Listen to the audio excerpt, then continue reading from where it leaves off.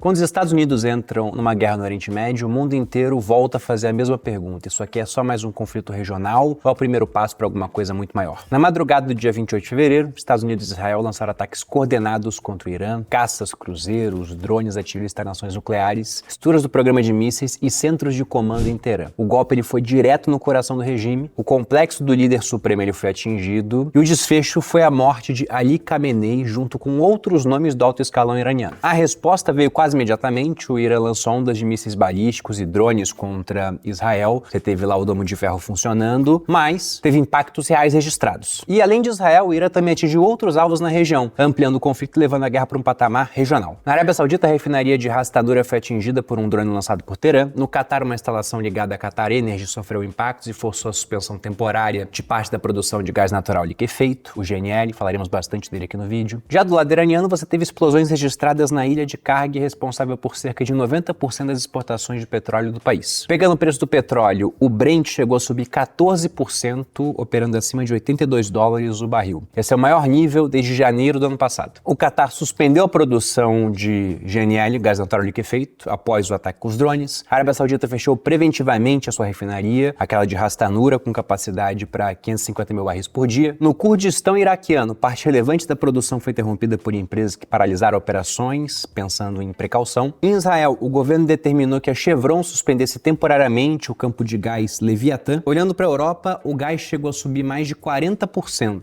O ouro avança como proteção, o pessoal está com medo de um conflito geopolítico maior, e o dólar também ganhou força, enquanto as bolsas amanheceram em queda. Mas isso que a gente está vendo nesse momento que eu gravo o vídeo, né? E fica a pergunta, o que esperar daqui para frente? Para responder isso, eu vou dividir esse vídeo aqui em 4 partes. Primeiro, como o Irã virou o que ele é hoje, como esse regime chegou ao poder. Depois, por que os Estados Unidos entraram nesse jogo e quais eram os interesses reais por trás do ataque. Na sequência, o que muda com a morte do líder supremo, Ali Khamenei, e que tipo de disputa pode nascer dentro do Irã. E por fim, os impactos econômicos dessa escalada. Começando pelo início, então, pela nossa parte 1, vamos entender o Irã atual. E para isso é preciso voltar no tempo lá para o ano de 1979, o ano da Revolução Islâmica. Antes disso, o país era uma monarquia liderada pelo Shah Mohammad Reza Pahlavi. Era um regime autoritário, mas ele era aberto ao Ocidente e focado em modernização. Você não tinha um controle rígido do clero xiita, as mulheres, por exemplo, frequentavam universidades, o cinema florescia e o país era um aliado-chave dos americanos. Mas tudo mudou quando a insatisfação popular tomou conta, por conta de corrupção, desigualdade. Isso se uniu a um fervor religioso liderado pelo Ayatollah Khomeini. A monarquia caiu, o Shah fugiu e o Irã se tornou uma república teocrática. E aí que tá o ponto, né? A Revolução Islâmica não criou apenas um novo governo, ela criou um sistema desenhado para resistir sob pressão constante. Talvez eu fale a palavra aqui errado, mas o princípio do Velayat Faqih colocou o líder supremo acima de qualquer autoridade eleita. De modo que o presidente ele existe, o parlamento ele funciona, mas a palavra final ela sempre pertence ao líder religioso. Ele é o comandante das Forças Armadas, ele influencia as decisões do judiciário, ele controla os principais órgãos de segurança. Ou seja, o centro real do poder está concentrado nesta única pessoa. E ao mesmo tempo, também foi criada a Guarda Revolucionária, a sigla IRGC, com a missão explícita de proteger a revolução. Com o passar das décadas, ela deixou de ser apenas uma força militar paralela e se transformou no braço mais poderoso do regime. Eles supervisionam um programa de mísseis balísticos, influenciam diretamente o avanço nuclear e comandam operações externas por meio da Força Quds. É ela quem executa a estratégia regional do Irã. Se você volta para a década de 80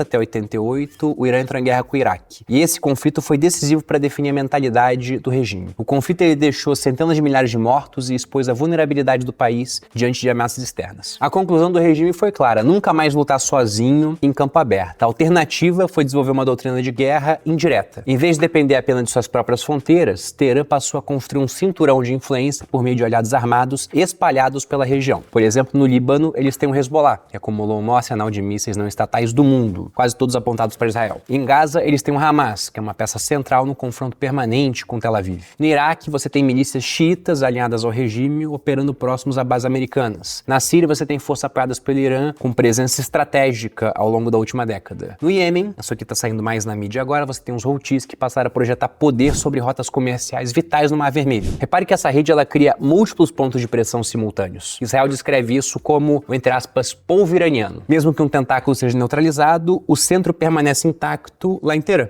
capital do Irã. Os Estados Unidos classificam parte desses grupos como organizações terroristas e vem nessa rede o principal instrumento para a desestabilização regional que o regime do Irã pode usar. Agora, pela ótica iraniana, eles chamam isso simplesmente de eixo da resistência, apresentando como uma barreira contra a influência americana e israelense no Oriente Médio. E é justamente essa engrenagem que ajuda a explicar o momento atual. O Irã com capacidade nuclear latente, com mísseis de longo alcance, uma rede militar ativa espalhada por diversos países. Ele não é uma ameaça isolada, ele é realmente um sistema capaz de escalar conflitos em vários frontes ao mesmo tempo. E é nesse equilíbrio instável que o Khamenei, o líder supremo, aliás, o antigo líder supremo, operava. Ele era o ponto de convergência entre clero, militares e esse aparato de segurança. Só que esse sistema, ele nunca ficou imune ao próprio povo iraniano. Se você pega o final do ano passado, o Irã entrou em uma onda de protestos que eles não vinham há décadas. A economia em si já vinha deteriorando. O real, a moeda iraniana, acumulando uma desvalorização histórica muito grande, o custo de vida estava sendo corroído, os salários estavam defasados. Em dezembro, milhares foram às ruas e o que começou como uma revolta contra preços e condições econômicas, rapidamente virou algo muito maior, né? Você começou a ter críticas abertas ao regime. As manifestações se espalharam por dezenas de cidades e a resposta começou a vir de maneira cada vez mais severa. Entre 31 de dezembro de 2025 e os primeiros dias de janeiro desse ano, forças de segurança começaram a usar munição real contra os manifestantes em diversas províncias. Se você pega relatos de organizações de direitos humanos, eles indicaram mortes, detenções em massa e uso sistemático dessa força letal contra civis desarmados. O governo divulgou posteriormente uma lista com cerca de 3 mil mortes relacionadas aos confrontos, mas grupos independentes apontaram números muito mais altos, sugerindo que o impacto real pode ter sido bem maior. E aí que tá o ponto, mesmo após a fase da repressão mais intensa, os protestos não desapareceram, as universidades voltaram a ser focos de mobilização nessas semanas que antecederam todos os bombardeios que a gente está vendo agora. Os jovens, eles continuam questionando abertamente o sistema e o papel do próprio líder supremo. E isso é fundamental para entender o momento atual. Quando o ataque atinge o coração do poder em Teherã, ele culmina na morte de Khamenei, mas ele não atinge apenas um regime externo em conflito com potências estrangeiras, ele também atinge um sistema que já vinha sob pressão interna crescente. Indo agora para a parte 2 do vídeo, né, o interesse americano em uma intervenção direta, ele escalou principalmente por 3 motivos. Primeiro, porque Washington exigia enriquecimento zero de urânio, partindo da leitura de que o Irã estava muito próximo do ponto de vista técnico a ter capacidade nuclear militar. Segundo, os americanos queriam restringir o alcance dos mísseis iranianos, que já ameaçavam bases americanas no Oriente Médio e também aliados na Europa. E terceiro, o objetivo era interromper o financiamento do regime a grupos armados na região, o que Washington trata como principal motor de instabilidade regional, com nomes como Hamas e Hezbollah envolvidos. Para Israel, obviamente, o interesse ele vai além do desarmamento. O governo Netanyahu ele vê o regime de Teherã como uma ameaça existencial para Israel. E aí, enquanto negociações aconteciam em Genebra, nessa última quinta-feira, Estados Unidos e Israel já finalizavam os planos de ofensiva. O Irã estava sinalizando aceitar limites nucleares em troca do fim das sanções, mas a inteligência aliada ela concluiu que eles estavam só ganhando tempo. Com porta-aviões já posicionados no Golfo, Washington tratou a diplomacia como último aviso antes de um ataque que na prática já estava decidido já há algum tempo. Com esse ataque, e aqui a gente entra na parte 3 do vídeo, né, falando sobre o que significa a morte do líder supremo, Khamenei veio a falecer. Isso remove um pilar central que sustentou a estrutura do país durante 4 décadas. Ele não era apenas um chefe de Estado, como já foi dito. Ele era o árbitro final entre clero, militares e o aparato de segurança. A ausência dele cria um vácuo institucional que coloca o futuro do regime e direto do próprio país em xeque. Como ele detinha a palavra final sobre qualquer decisão estratégica, seja ela militar, nuclear, diplomática, a morte dele deixa o país ser uma autoridade incontestável, capaz de selar acordos ou decretar, por exemplo, um cessar-fogo. Em um momento de guerra aberta, isso aumenta drasticamente o risco de escalada. O sistema iraniano prevê que a Assembleia dos Peritos escolha um novo líder supremo, mas esse processo nunca foi testado sob bombardeio externo e com tensão nas ruas. Qualquer disputa sucessória, ela pode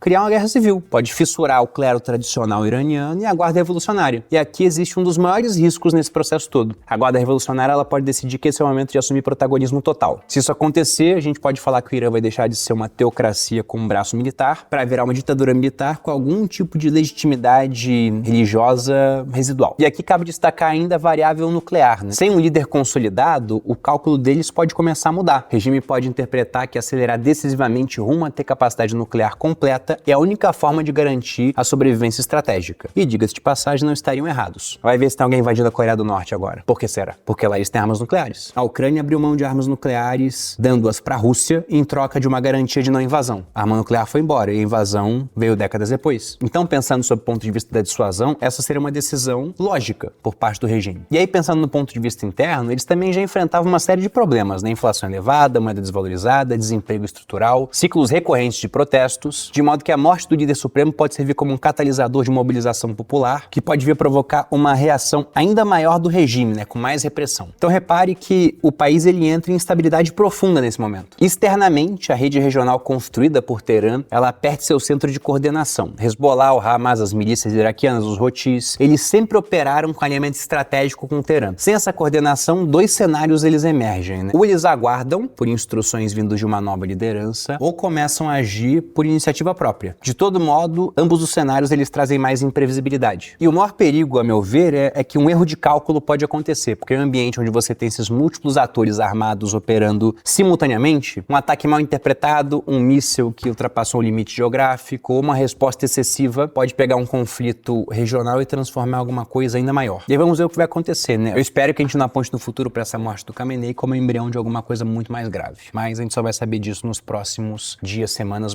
meses. E aí, por último, chegando ao quarto ponto desse vídeo, vamos falar dos impactos econômicos. O Estreito de Hormuz, que é um corredor marítimo de cerca de 33 quilômetros de largura, ele fica entre Irã e Omã, é um dos principais pontos estratégicos do planeta. É por esse estreito que isso como uma parte crítica das exportações de energia do Golfo Pérsico. E quando eu falo isso, não se trata apenas de petróleo iraniano, tá? Eu tô falando de petróleo da Arábia Saudita, do Iraque, do Kuwait, dos Emirados Árabes Unidos e do Catar. Todos dependem dessa passagem. Além do petróleo, o Estreito de Hormuz também é vital para o GNL, o gás natural liquefeito. Mais especificamente aqui eu vou colocar o do Catar, porque ele abastece mercados chaves na Europa e na Ásia. Por isso, quando a Guarda Revolucionária do Irã ameaça bloquear o Estreito de Hormuz, o mercado ele não está reagindo apenas a ruído, né? Ele está realmente olhando para uma situação geopolítica real e para um risco de interrupção do abastecimento. Isso muda completamente o regime de preços. A história mostra que o impacto real depende de quanto tempo o choque dura e se ele atinge de fato a oferta física. Se você volta no tempo, em 73, o embargo da OPEP ela quadruplicou os preços do petróleo e os efeitos duraram anos. Em 1990, a invasão do Kuwait pegou o barril que estava na patamar de 15, 17 dólares e levou para casa dos 40. Mas o choque reverteu em poucos meses à medida que a produção foi restabelecida. Em 2003, a invasão do Iraque teve um efeito muito mais contido, porque apesar da tensão, a oferta continuou fluindo sem problemas. Enquanto eu gravo esse vídeo, o petróleo Brent está no patamar de mais ou menos 80 dólares, 78 para ser mais exato, refletindo as consequências esperadas dos ataques do final de semana. E esse risco envolvendo o Estreito de Hormuz, ele é diferente porque ele concentra vulnerabilidade em um gargalo muito estreito. Porque se o fluxo energético daquela passagem é simplesmente bloqueado, não é fácil você encontrar rotas alternativas para redirecionar esse fluxo. E o impacto não se limita só a isso, tá? Porque seguro marítimo, custo de frete e prêmio de risco também sobe imediatamente, mesmo antes de qualquer bloqueio formal do Estreito de Hormuz. E com o petróleo Brent nesses patamares mais altos, digamos que ele fique lá entre 90 e 100 dólares, né? O impacto ele não é só energético, ele passa a ser também macroeconômico. Porque vamos lembrar que energia é um insumo transversal, ela está presente em tudo. Ela pressiona transportes, fertilizantes, alimentação, logística, custos industriais. Com energia mais cara, cortes de juros também tendem a ser adiados, o dólar se fortalece porque vira um ambiente de aversão a risco, o dinheiro foge de mercados emergentes, esses mercados sofrem com essa saída de capital e, consequentemente, tem custos de financiamento mais altos, né? Os juros lá ficam mais altos também. Sendo que aqui eu citei petróleo, mas o impacto não fica só no petróleo, ele começa ali, mas pode se espalhar muito além. E um vetor subestimado é o do gás natural. O Catar é hoje um dos maiores exportadores globais de gás natural liquefeito. Ele depende da mesma rota do Golfo para abastecer Europa e Ásia. Se o conflito colocar rotas marítimas sob ameaça por um tempo prolongado, a Europa, que já substituiu o gás russo pelo GNL que vem do Oriente Médio e dos Estados Unidos, ela pode enfrentar uma nova rodada de pressão sobre preços energéticos. Isso é o tipo de choque que volta a bater direto na indústria europeia, especialmente na Alemanha e na Itália, altamente dependentes de energia importada. A ameaça em si ao Estreito de Hormuz já seria um problema enorme, mas uma paralisação do GNL do Catar elevaria o risco para um outro patamar. O Catar é hoje um dos 3 maiores exportadores de gás natural liquefeito do mundo, está ao lado dos Estados Unidos e da Austrália. Em 2025, o país exportava aproximadamente 80 milhões de toneladas por ano de GNL, algo próximo de 20% do comércio global. Se parte relevante dessa oferta ela sai do mercado, o efeito é imediato. E diferentemente do petróleo, o mercado de GNL tem menos elasticidade no curto prazo. Você tem contratos de longo prazo, infraestrutura rígida e menor capacidade para redirecionar o sistema quando ele trava. E aí a Europa, que após 2022 reduziu drasticamente a dependência do gás russo, passou a depender fortemente desse GNL que vem do Catar. A Ásia, especialmente aqui Japão, Coreia do Sul e China, continua sendo o maior polo consumidor. Se os fluxos do Catar forem interrompidos por mais de alguns dias, os preços de referência eles tendem a reagir de forma abrupta, como a gente já viu inclusive nessa manhã. Como você pode ver aqui na tela, apenas no dia de hoje o preço do GNL subiu 40%. Em outras palavras, se o petróleo pressiona a inflação via principalmente principalmente combustíveis e transporte. Não só isso, mas principalmente. O gás pressiona principalmente via eletricidade e indústria pesada, e com impacto macro podendo se ampliar. E agora falando mais especificamente de Brasil, o que esse conflito pode significar pra gente em termos de contágio? Bom, primeiro, petróleo mais caro, ele costuma melhorar nossos termos de troca, ou seja, aquilo que a gente exporta fica mais interessante em relação ao que a gente importa. Também aumenta a royalties da Petrobras, isso fortalece o caixa da empresa, pode sustentar algum tipo de arrecadação no curto prazo, mas você tem outro lado da moeda também, que é o fato de que com combustível mais caro você tem uma inflação com potencial de ficar mais alta aqui no Brasil, que complica a vida do Banco Central e pode acabar adiando decisões de corte de juros, o que a gente espera que aconteça nas próximas reuniões do Copom. Um outro ponto também é que em momentos de guerra, o dólar tende a ter uma pressão para se valorizar. O pessoal foge de moedas e mercados mais exóticos para ir para a segurança do mercado americano. Com isso, emergentes sofrem com saída de capital, isso aumenta o prêmio de risco e é mais um fator que pode impactar a nossa inflação e as decisões que vão ser tomadas nos próximos meses pelo Comitê de Política Monetária. E por fim, temos que pensar também no fator político. O Brasil ele é historicamente alinhado ao Ocidente, mas se você pega declarações do nosso presidente nos últimos anos, a gente tem tido uma postura mais ambígua em relação a regimes como o iraniano. A gente está defendendo mais diálogo, evitando condenações diretas, e em um cenário de guerra aberta envolvendo Estados Unidos, Israel e Irã, essa posição passa a ser observada com uma lupa. Se o conflito se prolongar, o que seria interessante para os iranianos, a pressão diplomática ela aumenta. E isso acontece justamente em um ano eleitoral. Com queda de popularidade do atual presidente, o ambiente doméstico já tensionado por uma inflação persistente, apesar de não muito alta, e um crescimento mais ameno por conta dos juros elevados aqui no país. Qualquer choque externo pode virar combustível político aqui. O governo ele vai ser cobrado por posicionamento internacional, por uma condução diplomática, e isso vai se refletir nas preferências do eleitor. E para concluir aqui o vídeo, vamos agora pensar no que a gente pode esperar daqui para frente. Quais podem ser os próximos passos dessa guerra? E a primeira coisa que a gente tem que pensar é numa possível escalada gradual desse conflito, né? Conflitos modernos raramente explodem de uma vez, eles vão se expandindo em camadas, testando limites políticos, militares, econômicos. E no caso do Irã, isso seria até parte da estratégia, porque Teherã não precisa vencer uma guerra convencional, tem que fazer a guerra durar. Quanto mais tempo passa, mais o custo sobe, mais a opinião pública começa a pesar no sentido contrário, mais pressão econômica correndo a situação do outro lado. O segundo ponto é um choque energético que pode se prolongar por conta de um conflito que pode se prolongar. Se o risco no Estreito de Hormuz ele continuar pressionando rotas, o seguro marítimo fica mais caro, a oferta física, o impacto não é restrito ao petróleo como a gente já viu anteriormente, né? Ele se espalha pela inflação, inflação contamina os juros e juros mais altos afetam o crescimento global. E o terceiro ponto é a reconfiguração do poder no próprio Irã, porque com a morte de uma figura central, você tem um espaço aberto para uma disputa, o que pode trazer o endurecimento do regime, com pessoas mais radicais tomando o poder à força, ou levar uma transição que deve ser turbulenta, né? Porque dificilmente alguém vai abrir mão desse poder lá, tendo uma guarda revolucionária iraniana ao seu lado. Então há muita chance de que você tenha uma guerra civil, algum tipo de conflito interno para ver quem vai tomar o poder, de maneira que a morte do Khamenei, não dá para falar que ela atenua a situação, ela pode inclusive piorar, porque o Irã já era perigoso, né? Agora ele continua perigoso, mas está mais instável e imprevisível. Então acho que ainda tem muita coisa para acontecer por lá. Vamos ficar de olho. Inclusive, devo fazer um podcast sobre esse assunto ainda nessa semana, lá para sexta-feira. Se você gostou do vídeo, deixe seu like aqui e já vai lá no canal dos sócios também para se inscrever e ficar a par do podcast quando ele sair. Eu fico por aqui, um grande abraço e até a próxima.